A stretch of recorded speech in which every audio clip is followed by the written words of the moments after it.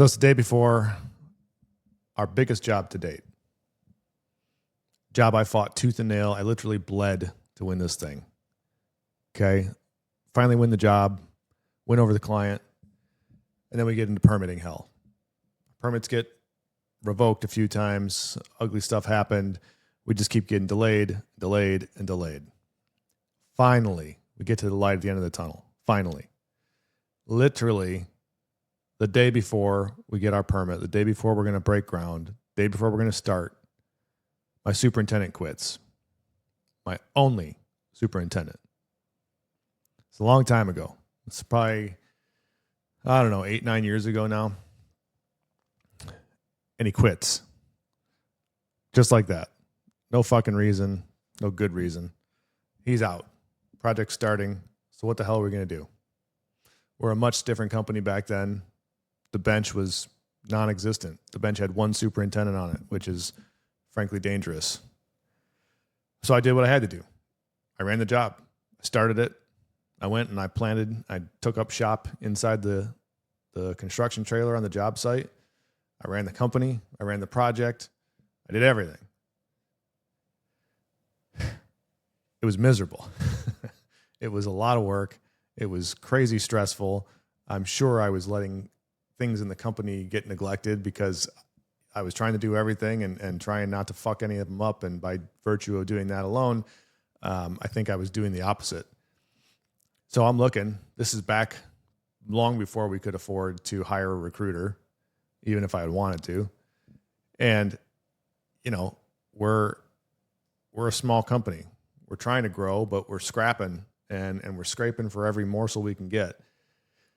So we put job ads out on whatever, I don't know, Indeed, LinkedIn, wherever we could do it for cheap. And I was in that no options mentality at that point in time. So we had a guy come in, and I believe the first interview was actually inside the trailer because I couldn't even find enough time to get out of there long enough to go do a proper interview. Long story short, I ended up hiring this guy. Good dude. I still think that to this day. Good dude, but he just had no teeth. No guts. Didn't have that side of a superintendent that you got to have. You got to be able to take a licking and keep on ticking. You got to be able to be pushed against very, very strongly and never fold. And had I spent more time with this guy, had I not been in the position that I was in, I probably could have vetted that out ahead of time, but I didn't. Hire the guy. And I wouldn't find out that he wasn't a good fit until it was far, far too late. So the client, he's a bulldog, man. A bulldog in every sense of the term. He knows what he wants. He's not afraid to piss you off. He's not afraid to get loud, get angry. He's not afraid to call you out. But I fought for the job anyways. Part of it was, again, I was a younger guy. I was now in charge of this company. We had to get scrappy. We had to win everything we possibly could. There was no other opportunity for me to grow this thing where I wanted to get it unless I won every fucking thing that I looked at. Obviously that didn't happen, but I'm not one to back down from a fight. So I fought like hell. I fought a very long time. And like I said, I finally win the contract, and then all hell broke loose. So job starts, or new guy starts rather. I'm displaced out of the trailer back to where I should be, in the office, running around, meeting people, doing what I needed to do to actually run the company and grow the company. And this went on for months. And what I quickly turned into was essentially a pressure relief valve for this guy. He would call me multiple times a day. Now, mind you, I was also the legitimate project manager, so he should be calling me. We should be in communication, but he would call me and he would vent, he would cry, it was just ugly. And it was every single day. And a lot of it had to do with the bulldog client. I think about it now, and I can't even tell you what this cost the business, because I was spending so much time playing psychologist, so much time trying to, ease the pain, so to speak, for this particular individual, that I was neglecting a lot of other things. And what happened was, instead of just winning, instead of continuing to win, instead of getting a solution to this one problem and moving forward, we were failing. We were failing very quietly. There was things breaking down inside. Now, there was a lot of other shit going on at this time. It was a stressful time. It was a stressful place to be for a lot of different reasons. We weren't making any money. That's really the biggest one. I'm a few years into my new venture here, and shit was difficult, and constant questions filled my head, like, what the hell am I doing here? Did I make the wrong choice? Should I not be here? Whatever. So one day, my dude, he calls me, and he's absolutely fucking losing it, man. Losing it, like sobbing almost. He can't take anymore. So I said, you know what? Fuck this. This is not how it's supposed to be. So I hang up with my guy. I call my client. Any of you who know me rather well, anyways, I'm a pretty even-keeled guy. I keep my shit together. But there is a definite point when that comes off the table. And I don't know what happened. I mean, this day was either just, maybe it was a long time coming. Maybe it was whatever, but something pent up in me released. And I called my client, and we fucking went at it. And there was yelling, there was screaming, there was swearing, there was all kinds of business level atrocities taking place that never should take place. And I don't know how long this lasted. In my head at the time, it lasted for an hour. In reality, my guess is it's probably about 5 minutes. So we go at it for 5 minutes. We'll just call it. I hang up the phone, and I'm heated. I'm breathing heavy. My pulse is pounding out of my head. I'm sweating.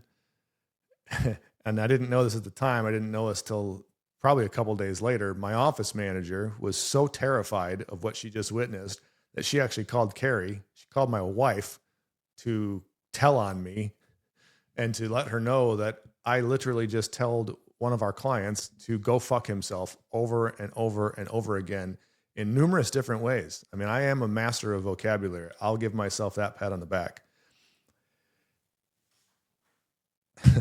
So here's what it fixed. Ironically enough, it fixed my relationship with my client to the point where he's now a repeat client. We've done multiple projects for him. We'll continue to do projects for him. It fixed the relationship between said client and all of my future employees. There never has been an issue like we were having between him and myself, or him and one of my guys, one of my team. What it did not fix, however, was things with the current superintendent. What I recognize now, looking back that many years ago, is that my explosion, if you will, was really me having to pay a bill for a decision I'd made about 12 months prior. There was no call in the world that could have fixed that bad decision that I made. Would I send the same guy today to the same client? Absolutely fucking not. And here's the reality. I probably wouldn't even hire the guy again today. Not probably. I definitely would not hire the guy today for the role that I hired him for so many years ago.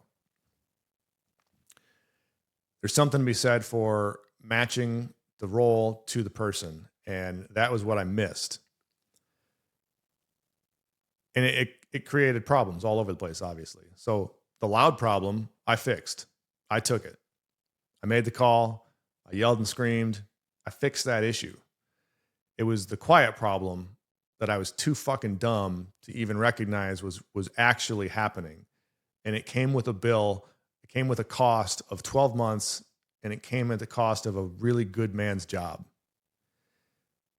The client wasn't a thing that we needed to survive. We would have been fine. We would have made it through. The end result probably would have been the same with the client. The hiring decision that I made when I brought the wrong person into the wrong seat was the thing that we needed to survive. And this was back in the day when I didn't have anybody yelling at me in the office, telling me I made a bad decision, I made a bad hire. And that's, just shame on me. But here's the thing. There's not a fix in a case like that. There's not a good fix. There is a fix. And so we did whatever had to happen. He got the real outcome because I made a decision that I frankly should have made almost a year before that. And the separation that came was amicable, believe it or not. It was actually pretty decent, to the point where this guy and I still talk once in a while. I mean, we're not best friends by any means. But he landed in a place where he really truly fit. And he's been excelling rather. The postponement of the separation is something that I think a lot of people deal with. It's difficult to make that decision. It's difficult to get rid of somebody, especially when you don't have a bench built up. I mean, knowing in your head that if you get rid of this person, this guy, this woman, whatever, there's nobody there but you. That's a really, really tough place to be in. But I can tell you that propping somebody up in the wrong seat, it isn't kindness. It isn't you being nice. It isn't you helping that person. What it is delay. And that delay is paid in their time. It isn't paid in your time.